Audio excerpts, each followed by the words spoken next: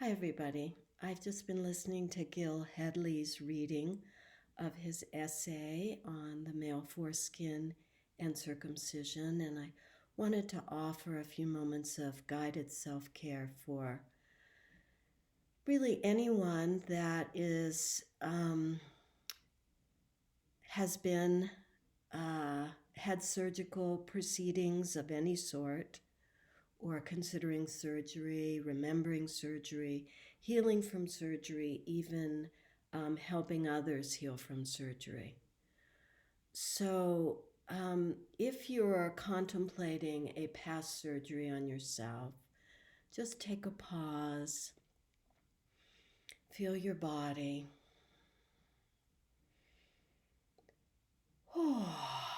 Let go of your breath, let go of your spine.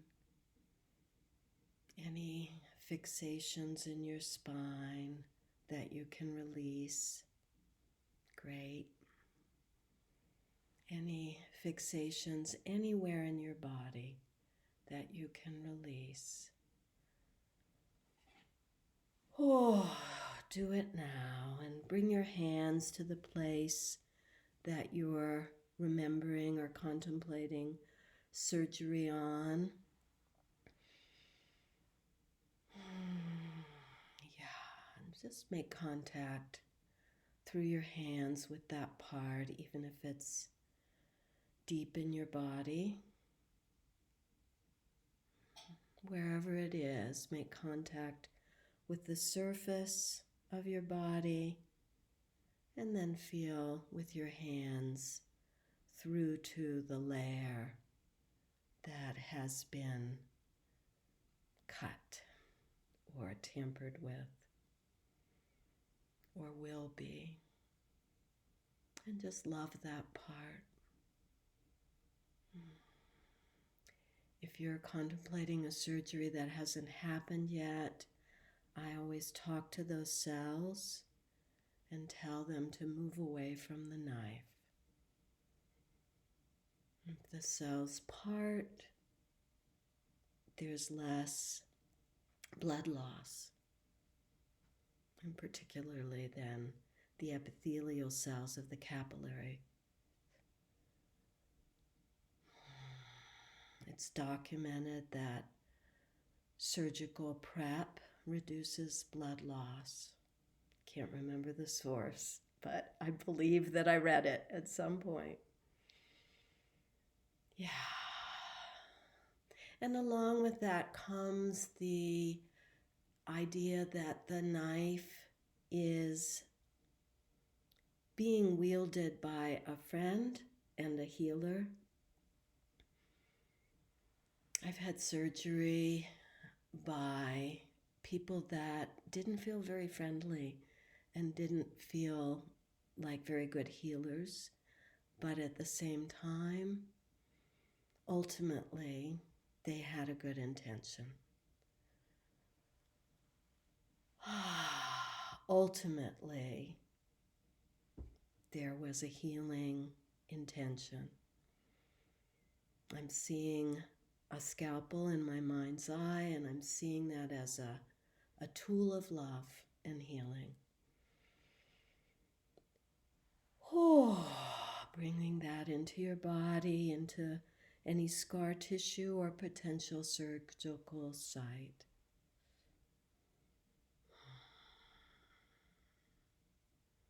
If you're preparing for surgery, I recommend that you do this repeatedly over a period of days. The more deeply you can go in to your own embodiment, that's great.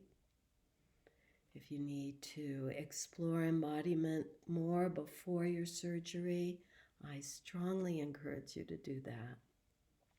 The more skills you have, the better. I also want to say, for those of us that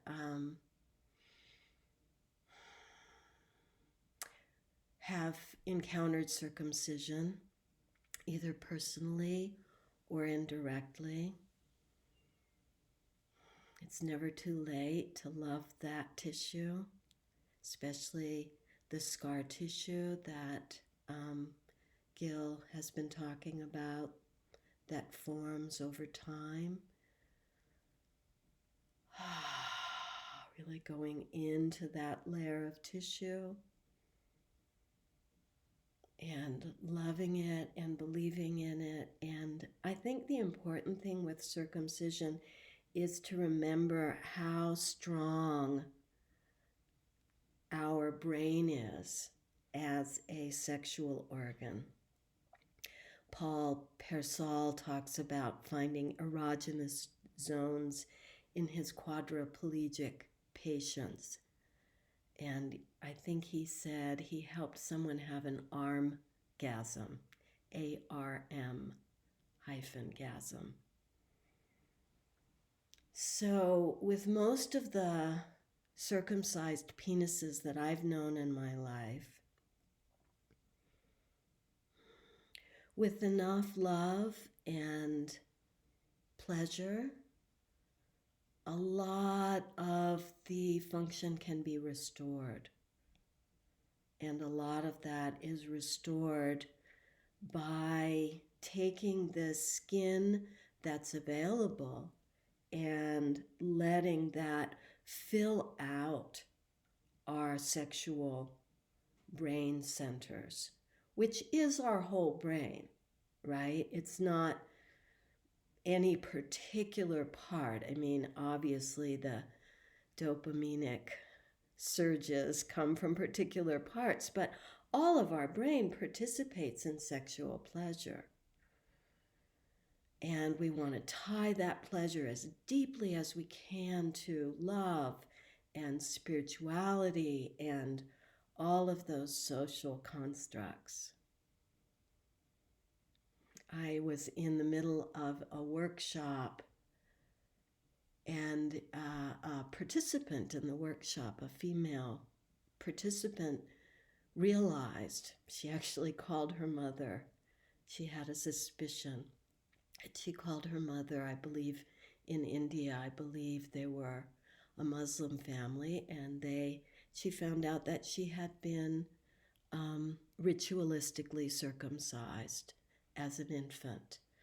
I think it was a small cut, and but it was a small cut that had affected her deeply, and she suspected this for a long time, and this began her healing journey of working with it. And I don't know where she's at with it now. We haven't talked in a number of years, but maybe you'll recognize yourself in this video and let me know how that healing went.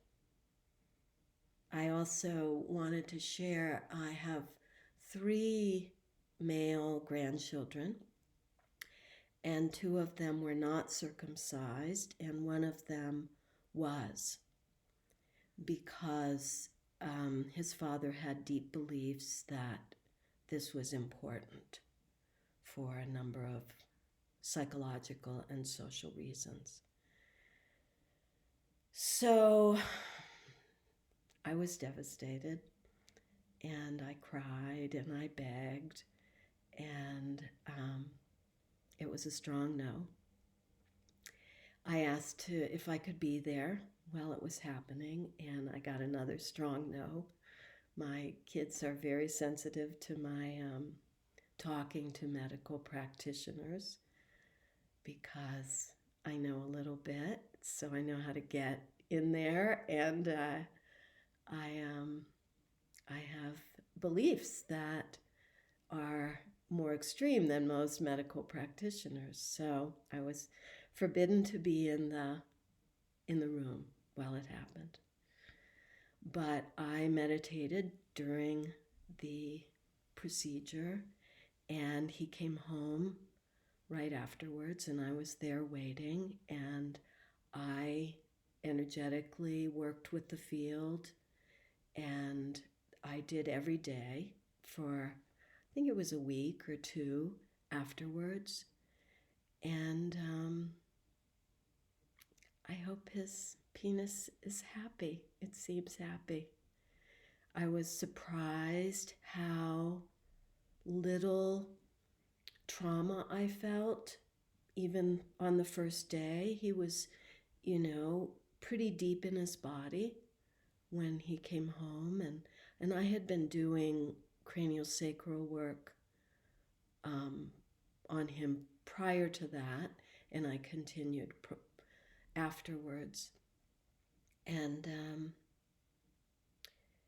I felt, definitely some that zingy feelings on my hand energetically around his penis.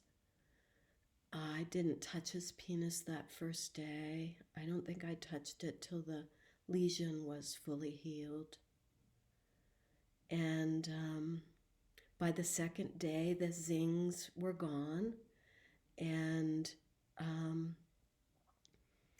after a few days, I can't remember how long, I stopped because it just felt like there wasn't any more to do between he and I. And I worked with the family energetically. There was no more discussion to be had. That had all happened previously. And I'm hoping for a 99.5% full recovery from it and full enjoyment and appreciation of his beautiful little penis. Okay, I hope that's helpful.